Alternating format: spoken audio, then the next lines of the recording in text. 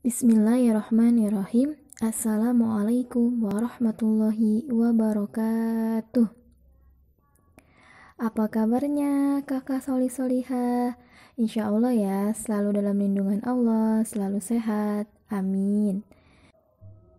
Bu Novi dan Pak Afan mau tanya nih, kakak-kakak semua masih semangat kan dalam belajar tajwid, dalam belajar Al-Quran? Karena kak, belajar tajwid itu penting loh. Kita sudah tahu ya kak, kalau membaca Al-Quran itu adalah amalan yang mulia. Satu huruf pada Al-Quran yang dibaca akan dibalas dengan 10 kebaikan. Coba bayangin kak, kalau kita membaca Al-Quran sampai berlembar-lembar atau sampai berjus-jus, sudah berapa banyak tuh kebaikan yang kita dapatkan. Membaca Al-Quran itu baik, akan lebih baik lagi jika memperbaiki bacaan Al-Quran kita kak, yaitu dengan cara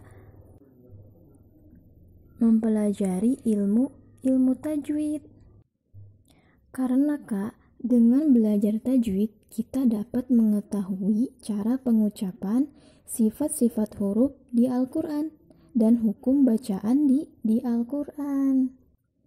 Barang siapa yang sudah tahu hukum tajwid tetapi tidak mengamalkan atau mempraktekannya dalam bacaan Al-Qur'annya, maka berdosalah orang itu. Maka dari itu, kita sudah tahu kan hukum tajwid yang kita pelajari.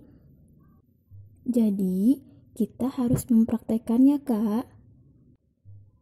Jangan sampai kita berdosa karena tidak mempraktekkan hukum tajwid yang telah kita ketahui. Baik, langsung saja ya, kita masuk ke materi selanjutnya. Kemarin kan kita sudah belajar materi qalqalah kubro. Nah, sekarang kita belajar materi qalqalah sugro. Baik teman-teman, balik lagi pada Pak Afan. Insyaallah pada kali ini Bapak akan membahas materi baru. Ya, ini adalah materi sebelumnya masih di materi qalqalah ya. Ingat, kemarin qalqalah dibagi dua ya. Ada qalqalah kubro, ada qalqalah sugro. Maksud qalqalah kubro ini qalqalah besar, yang artinya kemarin apa? Apabila huruf qalqalah berada pada akhir ayat atau akhir kalimat. Jadi baik hurufnya ada harokat maupun tidak, yang penting di akhir kalimat atau akhir ayat. Nah, kalau sekarang kita masuk ke materi qalqalah sugro, kita ingat dulu ya apa saja huruf qalqalah. Ada 5. Ba, jim, dal, to, dan qaf. Ada 5 ya. Nah, sekarang kita masuk ke pengertian. Sebelum belajar dulu, ingat jangan lupa berdoa dulu ya. Berdoa sebelum belajar dan niatkan bahwa belajar tajwid ini gampang, nggak susah.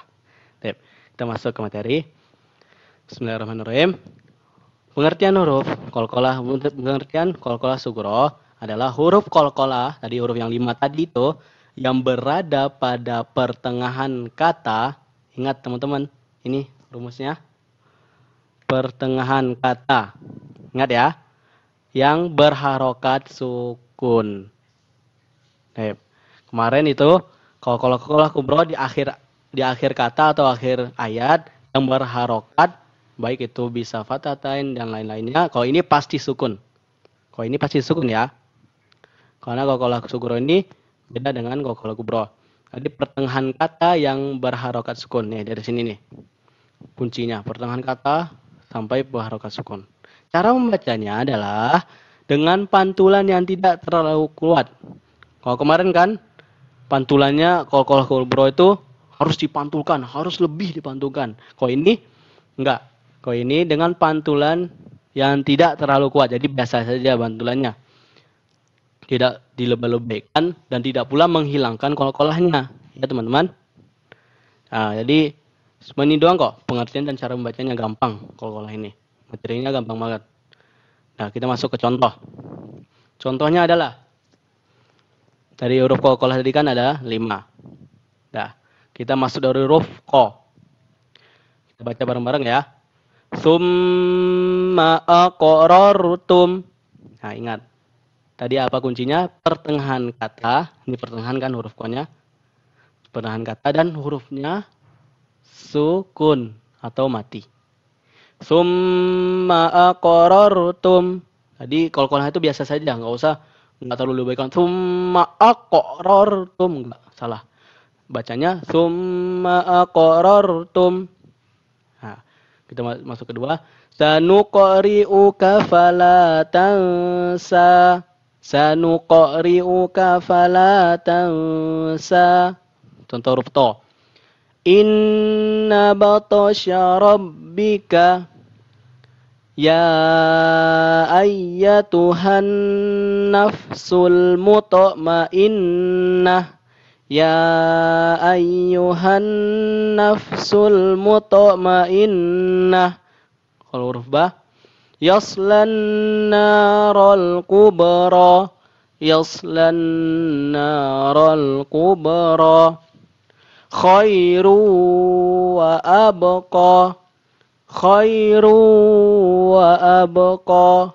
Kalau jim ala raj'ihi dan sunnah kedua wal fajri ya huruf dal lagi ya wa ma adraka qad aflaha.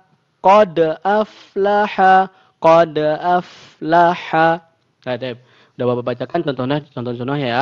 Jadi gunanya kita belajar tajwid ini, yang udah kita pelajari ini, selama yang udah kita pelajari, gunanya apa? Dipraktekkan di setiap kita baca Qur'annya, teman-teman. Jangan kalian nggak pernah praktekkan. Kenapa? Ketika kalian belajar tajwid tidak dipraktekkan, itu sama saja bohong. Sama saja kalian tidak belajar. Kenapa seperti itu? Karena baca Al-Qur'an ini dari kalian yang belum tahu bacaannya atau belum tahu hukum tajwidnya dengan yang sedang Bapak ajarkan, jadi kalian tahu itu butuh pembiasaan.